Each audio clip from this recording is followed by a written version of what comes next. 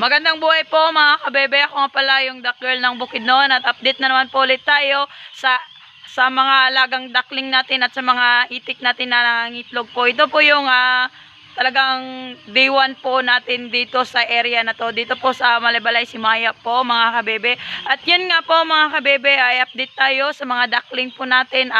Napakain ko na po yung mga duckling ko, tas napainom ko na din ng vitamins. Hindi ko na po nakuna ng video kasi nga ay ako lang din yung isang gumagawa ay tas may isang body din ako, tas baguhan pa po siya. At yun nga mga kabebe, yung mga alagang itik po natin ay nag-change feeding na po ako. At ito na po yun mga kabebe, ito na din po yung 16 days po natin na mga itik. Hindi pa ako nakapag-update ng hanggang sa 1 week lang po ako nakapag-update sa inyo. Pero sa 1 week na yun mga kabebe, ang kinain po nilang feeds Integra 1 tas Integra 2. Tas pagka 2 weeks na po nila mga kabebe ay nag-change feeding na po tayo, naging Integra 3 na po. At ito na po yun mga kabebe, yung mga duckling natin, malalaki na po sila. Kasi nga ay ready na po natin sila isalang sa kapalayan, kaya ito po mga kabebe, ready na po yung trapal. At dito po sila kakain, tas dito po na area. Dito po mga kabebe, dito po natin sila ilalagay, yung mga alagang itik po natin. Dito po na area at saka dito po ay mainit din po tayo para boundaries po kasi nga unang araw po ito ng mga alagang itik natin, mga duckling na dito po sila sa ilagay sa area na dito. At yun nga mga kabebe, kasi ay maaga pa naman po. Hintayin muna natin sumikat yung araw bago natin palabasin yung mga duckling natin. Kasi nga ay unang araw nila tong ilagay natin sila dito.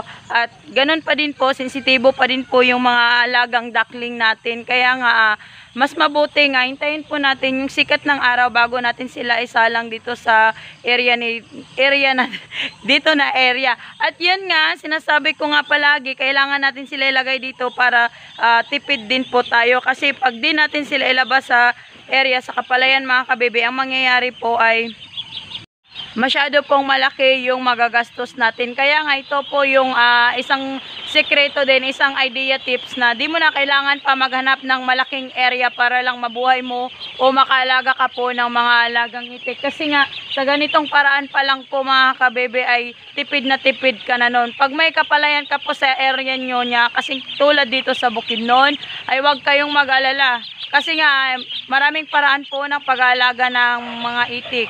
At ito po yung napili kong paraan mga kabebe. Yun nga lang ay kung saan yung ani, ay andun din kami. No permanent address po. Kasi nga ay doon kami bumabase po kung saan yung area na may ani. Kasi nga ay organic po lahat po ng kinakain po ng mga feeds natin. Tuturuan pa natin silang papakainin ng palay, insekto, tas kuhol. Kasi yun naman talaga po yung kinakain po ng mga itik or duckling. Kaya sa ganitong paraan po ay maliliit pa lang po sila. Ituturuan na po natin silang isalang doon sa area kung saan doon natin sila ilalagay. At ngayon po ay ka-16 days na po nila, masyadong late na po natin silang nalagay doon.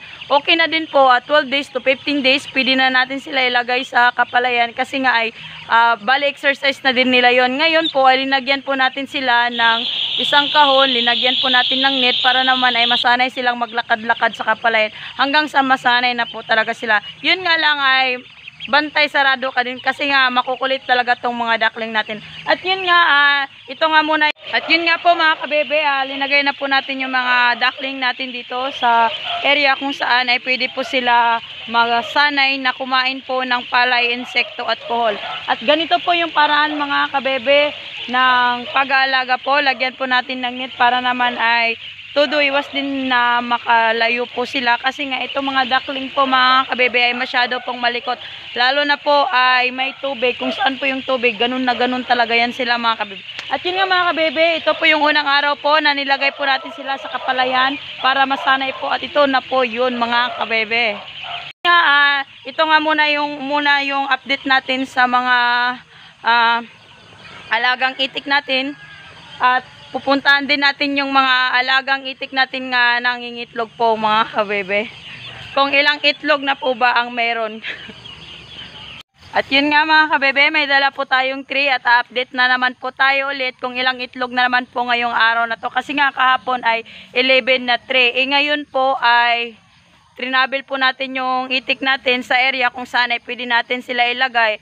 At expect na natin yun mga kabebe na yung alagang itik natin, yung mga nangiitlog na itik natin talagang babagsak po talaga yun. At ito na nga po mga kabebe, may nakikita nga tayong mga itlog. Hindi na po siya kasing dami kahapon nung mga nakarang araw kasi nga ngayon ay parang bumaba siguro talaga mga kabebe. Kasi nga may nakikita din akong mga itlog sa kapalayan, sa daanan, late na dili po sila nangingitlog. Yun po yung isang dahilan din po mga kabebe na sign din yun na bababa talaga yung itlog nila. Pero wag po tayong mag-alala kung ganun kasi nga hanggat may pagkain, may tubig po ay mangingitlog talaga yung mga itik natin lalo na dumalaga po. At ito nga po mga kabebe, may nakikita na nga tayong mga itlog.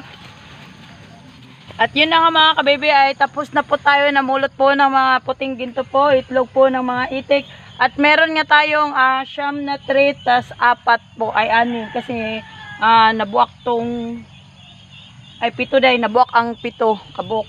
Siyam siya na tray mga kabebe, sa siyam po na 11 na tray, halos mag-12, 11. Isang halos 2 tray din po yung nalagas mga kabebe. Pero expect na natin yun mga kabebe, pero huwag kayong mag-alala pag ganun kasi nga ay babalik pa din po yun. Blessed na blessed pa din po tayo mga kabebe, at least hindi po tayo na zero ngayong araw na to. Kasi nga hindi na din naman po tayo nagpalabas po ng feeds na pinakain natin para lang mangitlog ang itik natin, kundi ay organic po ang kinakain nila. Kaya hindi po tayo magproblema kung yung itlog po ng itik natin ay bumaba kasi nga ay yun nga sinasabi ko, organic nga yung pinapakain natin. At yun nga mga kabebe, ito nga yung update ng duck girl nyo. Ako nga pala yung duck girl ng Bukidnon. Thank you for watching.